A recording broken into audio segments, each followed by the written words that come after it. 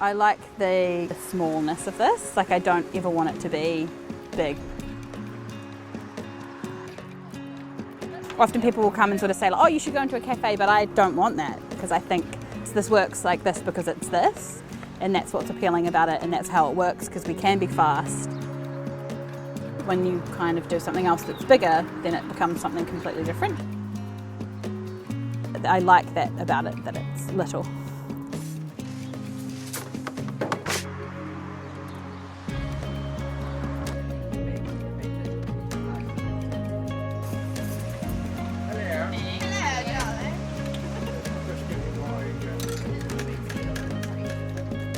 How's the space work out for you guys? It's pretty tight, as you can see. Everyone just sort of stands in one place and doesn't move. And you would get on pretty well, obviously.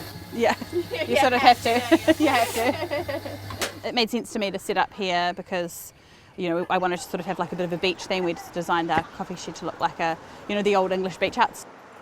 When I inquired with the council, they were sort of like, oh yeah, a few people have asked, but no one's ever actually wanted to go there. People were like, that won't work. There's no one around there, and definitely people sort of thought it was a weird place to set up. So I'd been living overseas. When I came back, there wasn't a lot of cafes where you could just sort of pop in and get a coffee. It just sort of seemed like a good spot to come to be here at the surf club. But it was pretty scary to set up. I think when I decided to do it, I just kind of went and did it. I didn't really think about what it would be like. On the first day, there was a lot of family and friends and sort of people who had known about it through word of mouth. It probably petered off a little bit because, your parents can only buy so many coffees. It did take quite a long time for it to build. Luckily, there were some builders that were working across the road and they sort of propped it up a little bit for the first few months. When I look back now, there was days, I would have been here making probably 20 coffees a day and the rest of the time just sitting around. That's to be expected a little bit, I suppose, but it's definitely different to what it's like now. I think with mobile it is a little bit tricky to know what is in the future, so I never feel certain, kind of take it about a year at a time. Every year it's built, and as we slowly get more and more people, I think I've thought that's so many people that are just coming every day, regardless of the weather, and that feels like it has a bit of longevity to it, yeah. I just feel like this is a really big part of this whole community revival. And I mean, Brighton's kind of famous for,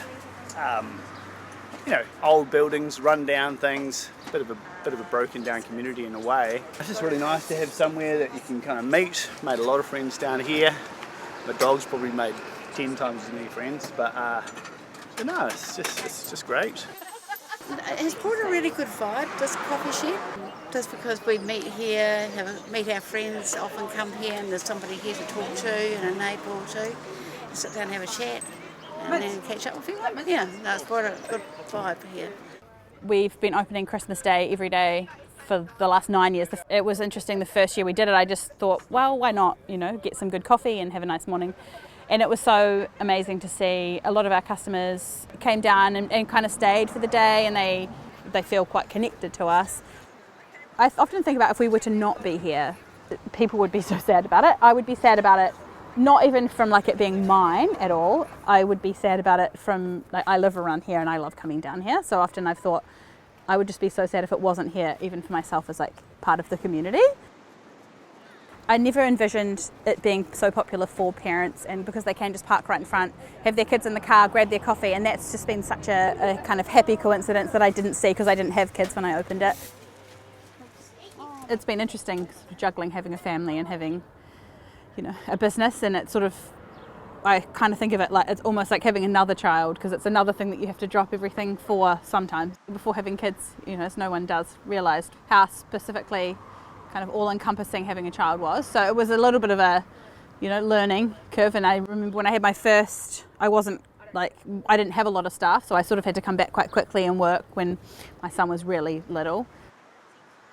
I've been really lucky with the staff that I have. We do have a lot of staff that have been here for a long time. One of my managers has been here for 8 years, Joe, and he's been here for 5 years. Having senior people like that kind of take over a lot of the day-to-day and sort of just be capable of doing everything is so helpful. I still kind of try and manage the team and manage that kind of thing, but just in terms of having people who are so great at looking after the customers, that's a big thing for me.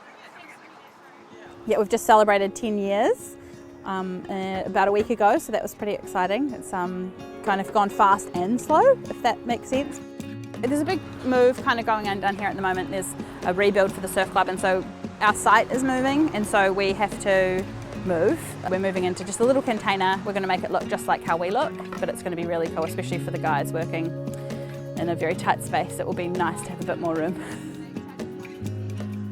I feel proud of it in the sense of, because people often say, you know, that it's me that's done it, but it hasn't really been, because it's been the team that I have here that's done the grinding every day. Just has grown year on year so consistently. When we opened and it was so different to what it's like now, I never dreamed of it being what it is now at 10 years. It's amazing.